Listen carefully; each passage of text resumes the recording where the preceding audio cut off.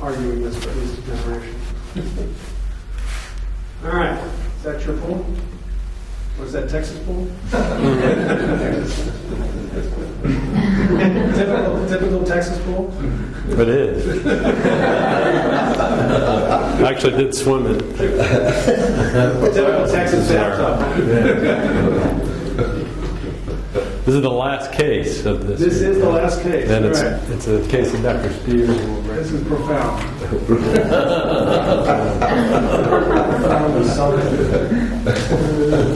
So RH is a 52-year-old gentleman presents with urinary retention.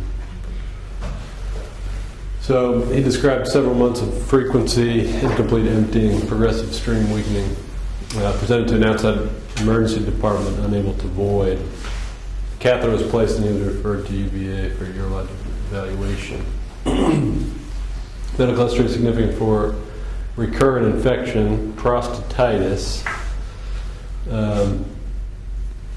and had a circumcision and meatotomy for lichen sclerosis 2 years ago. He's got a history of hypertension, reflux, and diabetes. Family history of colon cancer, 45-year smoking history. He works as an interstate truck driver. His meds, metformin, lisinopril, and omeprazole. In terms of review of systems, he describes perineal pain, pain that's quite substantial with sitting, which is of particular importance due to his profession, and a 35-pound weight loss over the last 3 months. Attempted or just unattempted? Unattempted. So on exam, he appears uncomfortable. He's got a catheter in place. He's got a tender perineal mass, and on digital rectal exam, he's got a markedly enlarged tender prostate. PSA is 0.9. So in summary, a 52-year-old gentleman with urinary retention, perineal pain, markedly enlarged prostate on exam with an unremarkable PSA.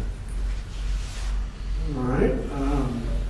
You've already showed me one prostate abscess, but I guess there could maybe be two. Afebrile? Afebrile. All right. And soft, hard prostate mass? It's not extremely hard. But it's tender. It's tender. It's not soft or pure or boggy or anything. Intermediate. Ultrasounding it, but they'll probably jump off the table and smack you. So you're probably going to get a pelvic CT or something, but I'm worried about prostatitis, prostate abscess, something of that nature. He's presenting with retentions. He could that due to swelling. He's only 52. Mm-hmm. I'd be very surprised if this was BPH. Mm-hmm. What other infectious things? He's a diabetic, so... You ever seen prostatitis at PSA 0.9? No. That's why I'm thinking more of an abscess or something else like that. I'm trying to think, again, this is a urology conference to stump that isn't professor. You have to think really bizarrely. You're so good, though. This is your last and best. You have to find something. You can't make it just too easy for you to come all the way down here. Repeat PSA. Anyway, no, I don't think repeating the PSA is how right. This is perineal pain. You've got something down in that perineum that hurts and it's tender, and I want to image it. So let me get a CAT scan. Beautiful. Stethoscope.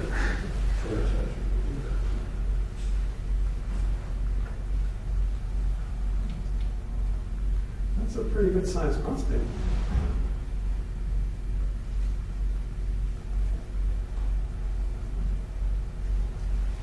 Want to see it again?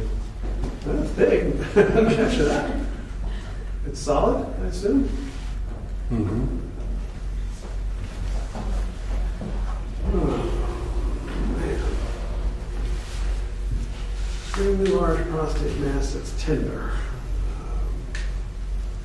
Could be growing that fast that it's a tumor, but usually would infarct. I don't see that. Go back again.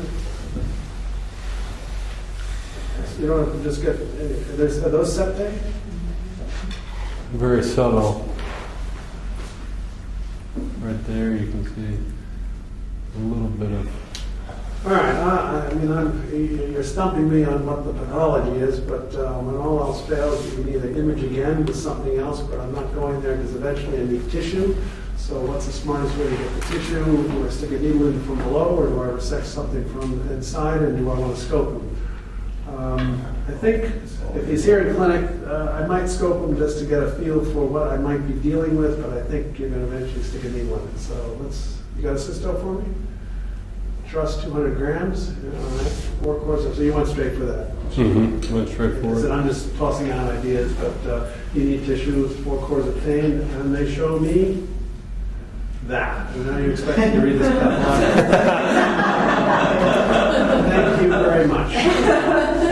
Let's put it this way: an 8 normal prostate tissue. Is it a sarcoma they're showing me? Well, It's so sheets of there's cells. sheets of cells, That's Some, blue, so that doesn't, that's not a good thing. some lipid-laden macrophages. You're telling me you got something Inflammation. strange, like, was it, it's on the tip of my tongue, not like in foamy cells. I'm blocking on what it is, but it's not a tumor. I give up. Starts with an X. So it's an inflammatory, it is prostatitis without an elevated. Xanthogranulomatosis inflation. Let's go back to those paths. So it's all those are just inflammatory cells, foamy. So chronic Yeah, infections. Why would chronic inflammation, foamy histiocytes.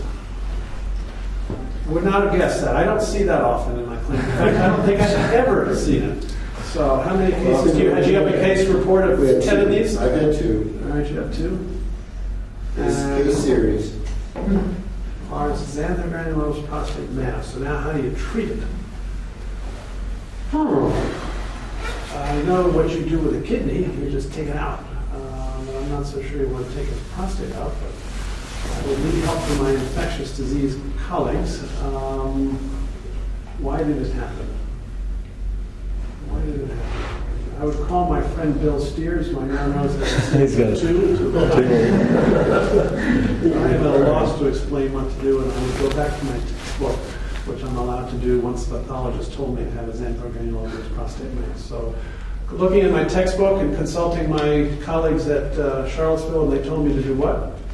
Well, Dr. Steers wrote a very He wrote the detailed note AUA update on this? that essentially he effectively excluded every possible surgical. Pathologists worried that they have to rebiopsy and we miss cancer somewhere. They were kind of like doing tumor confidence. Like, this is just so bizarre. Non-steroidal anti-inflammatories, warm tubs. That sounds like garden variety prostatitis. We don't know what to do with this.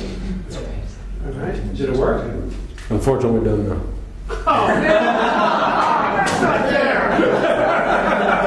That's like, That's not fair! that's like, Are you going to publish the monograph with that? I'm going to come back. The total good news wasn't cancer. Bad news, we don't know what the hell to do with it. Send an intern in an interview. Is it felt to be an infectious process? We don't know.